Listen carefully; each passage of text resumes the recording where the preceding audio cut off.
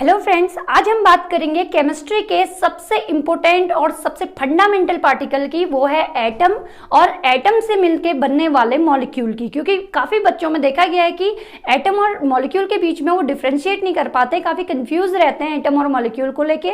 तो आज यही बेसिक कंसेप्ट मैं आपका क्लियर करने वाली हूँ और विद डेफिनेशन, जिससे आपको एक प्रॉपर डेफिनेशन भी मिल जाए और नोट्स भी मिल जाए।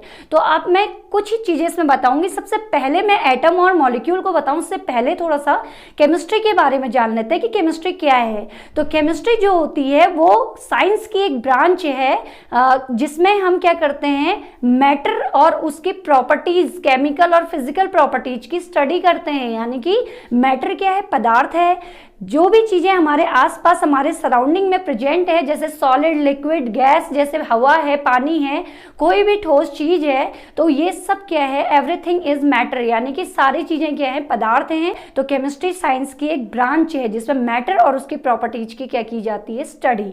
फिर बात आती है कि केमिस्ट्री के फादर कौन। एंटोनी लेवोजियर को फादर ऑफ केमिस्ट्री कहा जाता है या रसायन विज्ञान का जनक कहा जाता है। तो अब मैंने आपको मैटर बताया, तो मैं आपको बता दूं कि जो भी चीजें हमारे चारों ओर हैं वो तो मैटर है, लेकिन मैटर बनता किससे है, मैटर की फंडामेंटल यूनिट क्या है। तो मैं आपको बता दूं कि कोई भी पदार्थ वो हमेशा छोटे छोटे पार्टिकल से मिलकर बना होता है। उन्हीं फंडामेंटल पार्टिकल को या बेसिक पार्टिकल को कहते हैं एटम, यानी कि परमाणु। तो एटम की मैंने यहाँ पे एक प्रॉपर डेफिनेशन लिखी है।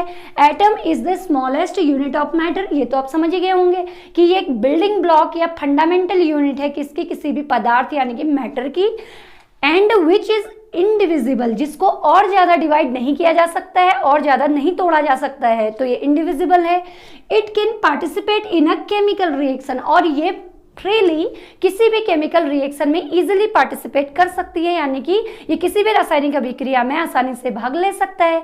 अब एक और इम्पोर्टेंट बात आती है एटम को लेके कि एटम की एग्जिस्टेंस कैसी है, एटम फ्रीली एग्जिस्ट करता है या नहीं करता है। तो मैं आपको बता दूं कि एटम जो होता है वो नेचर में इंडिपेंडेंटली या फ्रीली एग्जिस्ट कर भी सकता है और नहीं भी, मे और मे नॉट भी। यानी कि किस कंडीशन में, क्योंकि जो नॉर्मली एटम होता है वो बहुत ज्यादा रिएक्टिव होता है, तो ये स्टेबल नहीं होता, तो ये रिएक्टिव ज्यादा होने की वजह से इंडिपेंडेंटली एग्जिस्ट नहीं करता। लेकिन कुछ एक्सेप्शन हैं, जैसे कि इनर्ट गैसेज है, नोबल गैसेज हैं, हीलियम हो गया, नियॉन हो गया, ऑर्गन हो गया, क्रिप्टन हो गया। तो जितने भी हमारे क्या हैं इनर्ट या नोबल गैसेज हैं वो मोनोएटॉमिक होते हैं, उनका ऑक्टेट कंप्लीट होता है, तो स्टेबल कॉन्फ़िगरेशन की वजह से वो इंडिपेंडेंटली नेचर में एग्जिस्ट कर सकते हैं।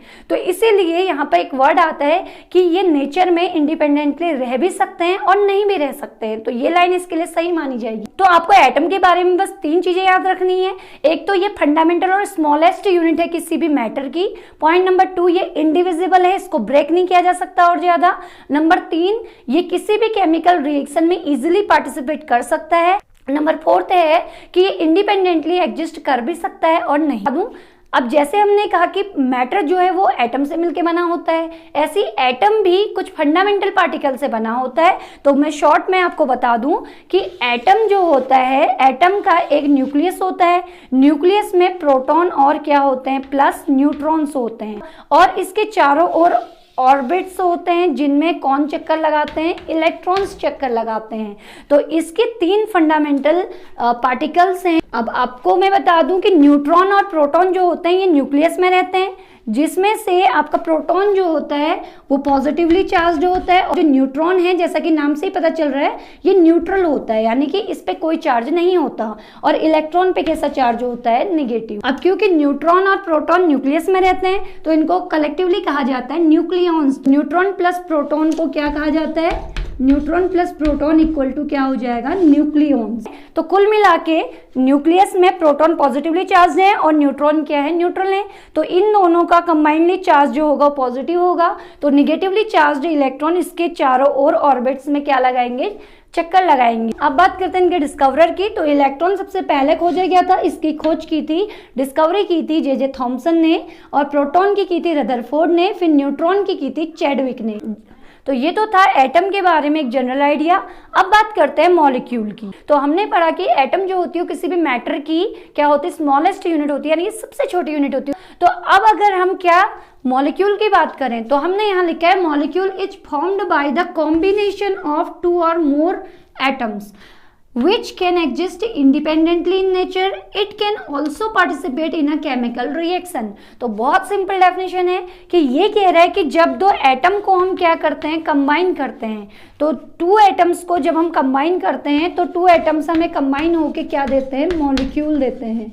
तो यानी कि जैसे ऑक्सीजन प्लस ऑक्सीजन मिलके क्या बनाएंगे, O2 बनाएंगे, H प्लस H हाइड्रोजन मिलके क्या बनाएंगे, H2 बनाएंगे। तो जब हम सिंगल ले रहे हैं तो ये एटम कहलाएंगे, ये एटम्स हैं, और ये जो बन रहा है ये क्या है, मॉलिक्यूल है। ऐसे ही हाइड्रोजन H प्लस H, ये दो एटम है हाइड्रोजन के जो मिलके क्या दे रहे हैं, H2। इसको हम ऐसे भी शो कर सकते हैं कि 2H गिव्स अप H2, यानी कि हाइड्रोजन के दो एटम मिलके क्या बनाएंगे, मॉलिक्यूल। तो पहला पॉइंट तो क्लियर हो गया होगा कि जब दो एटम आपस में कंबाइन होते हैं, स्मॉलेस्ट यूनिट जब आपस में कंबाइन होती हैं, वो जरूरी नहीं है कि दो ही हों, वो टू और मोर कुछ भी हो सकती हैं। तो दो या दो से ज्यादा एटम्स जब आपस में कंबाइन होते हैं तो वो हमें मिलके क्या देते हैं, मॉलिक्यूल देते हैं। तो ये तो मॉलिक्यूल की मेन डेफिनेशन है। तो अगर हम बात करें इसके एग्जिस्टेंस की, तो मैं बता दूं कि मॉलिक्यूल काफी स्टेबल होता है। स्टेबल है तो ये क्या है, फ्रीली एग्जिस्ट करेगा किसमें, नेचर में। तो इसकी एग्जिस्टेंस नेचर में इंडिपेंडेंटली होती है। और इट कैन ऑल्सो पार्टिसिपेट, इसके साथ साथ ये भी एटम की तरह किसी भी केमिकल रिएक्शन में पार्टिसिपेट कर सकता है। तो ये तो थे मॉलिक्यूल्स के पॉइंट। एक कंसेप्ट आता है एलिमेंट का, और एक कंसेप्ट आता है यहाँ पे कंपाउंड का। कंपाउंड का, और एलिमेंट क्या है और कंपाउंड क्या है ये भी इसके साथ समझ लेते हैं, क्योंकि ये बहुत इंपॉर्टेंट है, इसी में सबसे ज्यादा कंफ्यूजन होता है। अब एलिमेंट और कंपाउंड ये दोनों ही प्योर फॉर्म होती है मैटर की। एलिमेंट भी प्योर है और कंपाउंड भी प्योर है। तो एलिमेंट होते हैं जो सेम टाइप के एटम से कंस्टिट्यूट होते हैं, यानी कि element is the purest form of matter. तो इसमें एक ही टाइप के एटम होंगे। एग्जाम्पल जैसे हम किसकी बात कर रहे हैं, ऑक्सीजन की बात कर रहे हैं। तो अगर हमने किसी सिलेंडर में ऑक्सीजन भर दी है तो ऑक्सीजन के सिलेंडर में केवल ऑक्सीजन के ही एटम से वो क्या होगी, मिलके बनी होगी, उसमें अदर कोई भी एटम प्रेजेंट नहीं होगा, तो प्योर ऑक्सीजन होगी, तो उसको एलिमेंट कहेंगे। जैसे हो गया नाइट्रोजन, तो ऐसे ही नाइट्रोजन के भी उसमें केवल नाइट्रोजन के ही एटम प्रेजेंट होंगे। कार्बन है तो कार्बन के ही एटम प्रेजेंट होंगे। अब आती है बात कंपाउंड की। अब कंपाउंड भी प्योर है, लेकिन कंपाउंड में जरूरी नहीं है कि एक ही टाइप के एटम हो, इसमें एक या एक से ज्यादा टाइप के एटम भी प्रेजेंट हो सकते हैं। तो इसका बेस्ट एग्जांपल है वाटर। तो इसमें दो एटम हाइड्रोजन है और एक एटम क्या है, ऑक्सीजन है। तो देखो दोनों क्या है, डिफरेंट है, फिर भी ये प्योर क्यों है, क्योंकि यहाँ पे जो कंपाउंड फॉर्म होता है ये एक डेफिनेट रेशियो में होता है, यानी कि एक निश्चित अनुपात में एटम्स को मिलाने से बनता है।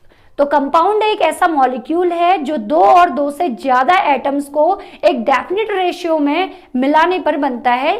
जैसे इसके और भी एग्जांपल है, मीथेन हो गया, तो ये क्या है, इसके अदर एग्जांपल है। H2O में जैसे हाइड्रोजन दो हैं, अगर हम मास वाइज लें तो हाइड्रोजन का मास होता है 1, तो 2 हाइड्रोजन का मास कितना हो जाएगा, 2 रेशियो। ऑक्सीजन का मास कितना होता है, 16। तो हाइड्रोजन ऑक्सीजन का जो रेशियो होगा वाटर में 1 रेशियो क्या होगा, 8 होगा। तो आई होप आप लोगों को ये एटम और मॉलिक्यूल में डिफरेंस समझ में आ गया होगा। अगर आपको इससे रिलेटेड कोई डाउट हो तो आप मुझे कमेंट करके बताइए।